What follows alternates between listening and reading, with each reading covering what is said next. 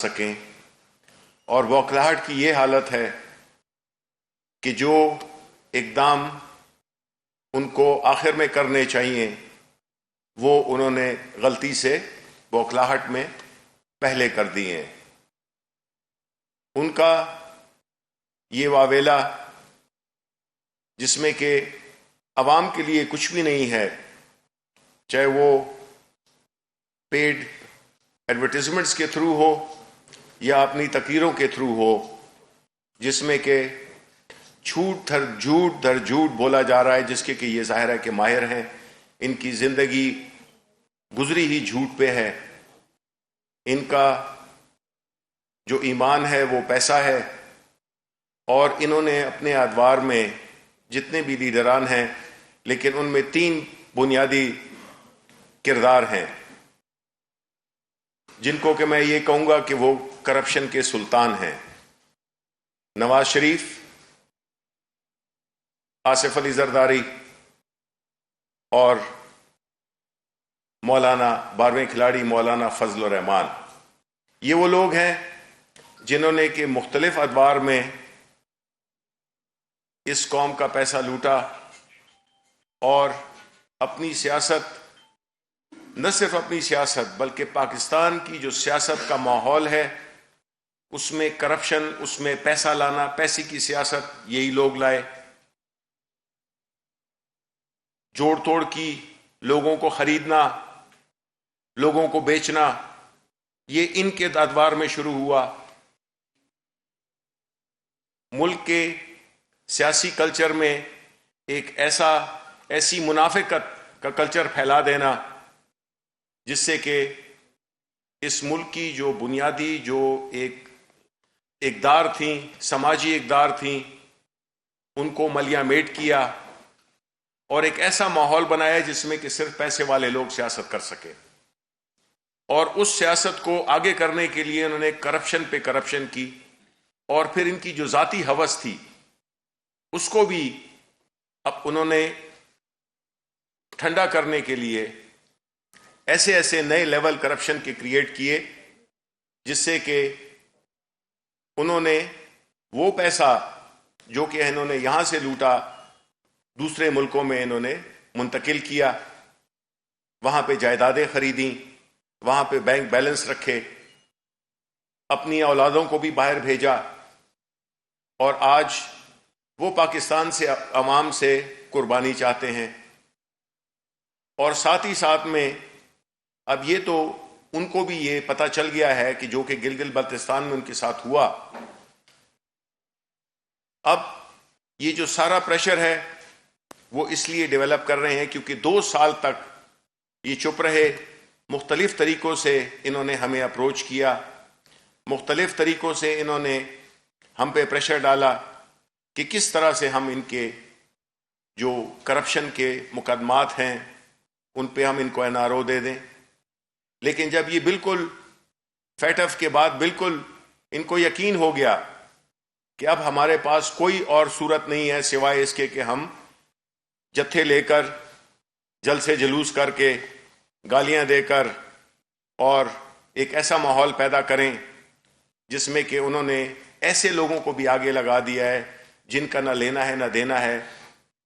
اور ان کو ایسے فیصلوں پہ مجبور کر رہے ہیں یہ کہ وہ استعفے دیں۔ ایسے حالات میں یہ سب کو پتہ چل گیا ہے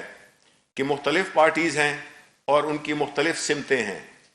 اور جن کی مختلف سمتیں ہوں ان کی منزل ایک ہو ہی نہیں سکتی ہے۔ یہ کہنا کہ ہمارے ساتھ کوئی رابطے میں ہے، ہمارے بالکل نہیں ہے، یہ جھوٹ ہے۔ یہ اپنے لیے ایک راستہ مانگ رہے ہیں، ٹھیک ہے، اگر ان کو راستہ چاہیے وہ ہم ان کو دے دیں گے، لیکن راستہ ہم ان کو ان کی جو اس وقت کی سچویشن ہے اس کی بات کر رہے ہیں، ہم NRO کی بات نہیں کر رہے، وہ ان کو کبھی عمران خان نہیں دے گا۔ ایسی صورتحال میں ان کا جو ذہنی جو ایک کیفیت ہے اس سے یہی ظاہر ہوتا ہے کہ اب یہ آر پار کی باتیں کرنے لگے ہیں، یہ ایسی باتیں کرنے لگے ہیں جس میں کہ ان کو پتہ ہے کہ ان کی سیاست ہمیشہ کے لیے دفن ہونے والی ہے۔ یہ اپنے آپ کو بند گلی میں لے آئے ہیں، استعفوں کا ڈھونگ انہوں نے رچایا ہے. بالکل دیں استعفے دیں, ہم پہ کوئی پریشر نہیں ہے, لیکن دیں پھر صحیح طریقے سے دیں, صرف دکھاوا نہ کریں. یہ نہیں ہے کہ ہم نے اس کو بھیج دیے اور انبار لگ گئے ہیں اور کاغذ جمع ہو گئے ہیں.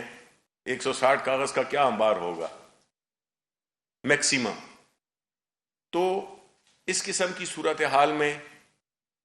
ان کا یہ ایک آخری داؤ ہے جو کہ یہ خود بھی مان چکے ہیں. انشاءاللہ ان کا یہ داؤ ہمیشہ کی طرح ناکام رہے گا, اور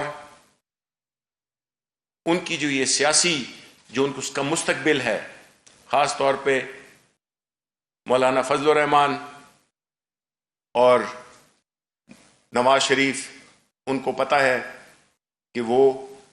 ایک ڈیڈ اینڈ سٹریٹ پہ آ گئے ہیں. اب یہ پیچھے بھی نہیں مڑ سکتے اور نہ یہ آگے جا سکتے ہیں. مولانا فضل الرحمان,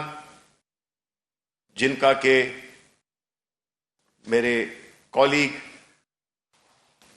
ہمارے منسٹر علی امین گنڈا پور, جو کہ ان کے علاقے سے بھی تعلق رکھتے ہیں, جن کو کہ انہوں نے شکست دی اور ان کے سیاسی مستقبل پہ تالا لگا دیا, تو یہ آپ کو بتائیں گے کہ ان کا مذہبی رہنما کے لبادے میں ان کا کیا کردار اور ان کی کیا وہ ایکٹیویٹیز رہی ہیں جبکہ وہ اقتدار میں کسی نہ کسی طرح ہوتے تھے. جی علی امین صاحب. بسم اللہ الرحمن الرحیم. سب سے پہلے تو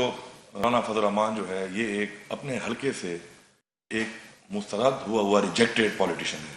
اس کو اپنی عوام نے مسترد کیا ہے اور یہ اسمبلی کا ممبر بھی نہیں ہے. اور جو پی ڈی ایم ہے, میرے خیال میں پوری قوم جان چکی ہے کہ پی ڈی ایم کا جو وجود ہے ان کا مقصد صرف ایک ہے کہ چوری کا پیسہ بچاؤ, اور یہ تمام جو مہم چل رہی ہے صرف چوری کے پیسے کو بچانے کے لیے چل رہی ہے. اب تاریخ گواہ ہے اس بات کی کہ انہی لوگوں نے اپنے بارے میں ایک دوسرے کے بارے میں کرپشن کے حوالے سے کیا کیا بیانات دیے اور کس کس طرح کے الزامات لگائے, اور آج یہ اکٹھے ہیں. اور عمران خان نے بہت پہلے کہا تھا, آن ریکارڈ ہے, کہ جب بھی میں ان کی کرپشن پہ ان کو ہاتھ ڈالوں گا یہ سب اکٹھے ہو جائیں گے. تو وہ بات سچ ثابت ہوئی ہے اور آپ سب کے سامنے ہے. اب یہ کہتے ہیں کہ آر یا پار, بالکل ٹھیک کہتے ہیں. ان کے لیے آر یا پار ہی ہے, کیونکہ انہوں نے جو کرپشن کی ہے اس کے ناقابل تردید ثبوت اس وقت ان کے خلاف اکٹھے ہو چکے ہیں اور ان کے خلاف اس وقت موجود ہیں, اور یہ اس سے بچ نہیں سکتے, یہ ایکسپوز ہو چکے ہیں. اور یہ جو شور شرابہ کر رہے ہیں, یہ جو ایک ڈرامہ کر رہے ہیں, اپنی چوری بچانے کے لیے عوام کی جان کو خطرے میں ڈال رہے ہیں, یہ صرف اور صرف اوچھے ہتھ اس لیے استعمال ہو رہے ہیں کہ ہمارا چوری کا پیسہ بچ جائے. اب چاہے زرداری ہے, چاہے نواز شریف ہے, اور چاہے مولانا ہے. ابھی میں فضل الرحمان کے تھوڑا سا آپ کو ڈیٹیل دیتا ہوں مزید اس کی بھی کہ اس کے اپنے کیا حالات ہیں. اب تک یہ بہت نعرے بازی کر رہا ہے اور بہت چیلنج کر رہا ہے کہ جی میرے پہ کوئی ہاتھ نہیں ڈال سکتا, میں ٹچ بھی نہ ہٹوں. تو یہ بھی ثبوتوں کے ساتھ میں آپ کو دستاویزات دے رہا ہوں کہ کس طرح اربوں روپے پہ اس نے بھی ہاتھ صاف کیا ہے, اور اسی لیے یہ ان کا اس وقت سربراہ بنا ہوا ہے. نواز شریف ایک سزا یافتہ مجرم ہے اور اس وقت ایک اشتہاری اور مفرور ہے, اور ڈھٹائی کی اور بے شرمی کی انتہا دیکھیں آپ کہ اس وقت وہ وہی کرپشن کا پیسے سے جو محلات اس نے خریدے ہیں انہی میں رہائش پذیر ہے, اور وہاں پہ بیٹھ کر ہمارے اداروں کے خلاف عجیب و غریب قسم کے بیانات دے رہا ہے. اور اس کی جو یہ بیٹی ہے جو کہ حقیقی مالکن ہے مریم صفدر, اس کی اس جائیداد کی, ان محلات کی, وہ خود ضمانت پہ باہر پھر رہی ہے, اور وہ اپنے باپ کی چوری بچانے کے لیے یہ جلد سے جلوس کر کے عوام کی جان کو خطرے میں ڈال رہی ہے. اب چوروں کا سردار کون ہوتا ہے؟ ظاہری بات ہے, چوروں کا سردار اسی کو بنایا جاتا ہے کہ جو چوری میں مہارت بھی رکھتا ہو اور چوری چھپانے بھی مہارت رکھتا ہو. اسی لیے انہوں نے اس فضل الرحمان کو اپنا سردار بنا لیا ہے, اور یہ وہ فضل الرحمان ہے جس نے سیاست کی آغاز کی اسلام کے نام پہ. اور آپ سب کو یاد ہوگا کہ جب بے نظیر آئی اور اس کا وقت تھا تو اس نے ایک فتویٰ دے دیا کہ عورت کی حکمرانی اسلام میں حرام ہے. پھر ڈیزل کے پرمٹ لے کر اس نے وہ فتویٰ ختم کر دیا, اور آج یہ وہی شخص ہے کہ اپنی ایک طرف اس نے مریم کو بٹھایا ہوا ہے, ایک طرف آسفا کو بٹھایا ہوا ہے, اور عورت کی حکمرانی پہ فتویٰ دینے والا کہ حرام ہے, آج عورتوں کے درمیان میں بیٹھ کر وہ جو ابا اور بچاؤ جو تحریک چل رہی ہے، کرپشن بچاؤ تحریک چل رہی ہے، اس کا سربراہ بنا ہوا ہے۔ اب اس کے بعد اس شخص نے متواتر ہر حکومت کا حصہ بن کر اربوں روپے لوٹا ہے۔ اربوں روپے کی جائیدادیں جو ہیں وہ اس نے لوٹ مار کر کے کمائی ہیں بے نامی۔ اور یہ جو میں آپ کو لسٹ دے رہا ہوں، اتنی لمبی لسٹ ہے کہ میں اتنی ڈیٹیل میں جاؤں تو میرے خیال میں تقریباً 2 گھنٹے لگ جائیں گے۔ اور یہ تمام ڈیٹیل جو ہے یہ میں آپ کے حوالے کر رہا ہوں، اور میں اس کو چیلنج کرتا ہوں کہ یہ الزام نہیں، یہ میرا دعویٰ ہے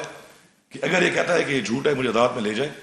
ڈیفیمیشن کا کیس کرے میرے اوپر، میں عدالت میں یہ تمام جائیدادیں اس کی ثابت کروں گا۔ اس کے علاوہ مزید کام بھی میں کر رہا ہوں، انشاءاللہ اس کی اور جائیدادیں بھی میں نکال رہا ہوں، اور آپ کے سامنے آئے گا کہ کتنے اربوں روپے اس نے اس اقتدار میں ہر پارٹی کے ساتھ رہ کے کمائے، اور اس سے آج تک یہ کہتا ہے کہ نہ میرا کوئی کاروبار ہے، نہ اس کے بچوں کا کاروبار ہے، نہ اس کے بھائیوں کا کاروبار ہے۔ لیکن یہ اربوں روپے کہاں سے آیا، کیسے آیا، اس کا کوئی جواب نہیں ہے، اور یہ سمجھ چکا ہے اس بات کو کہ اب میرے اوپر گھیرا تنگ ہو رہا ہے،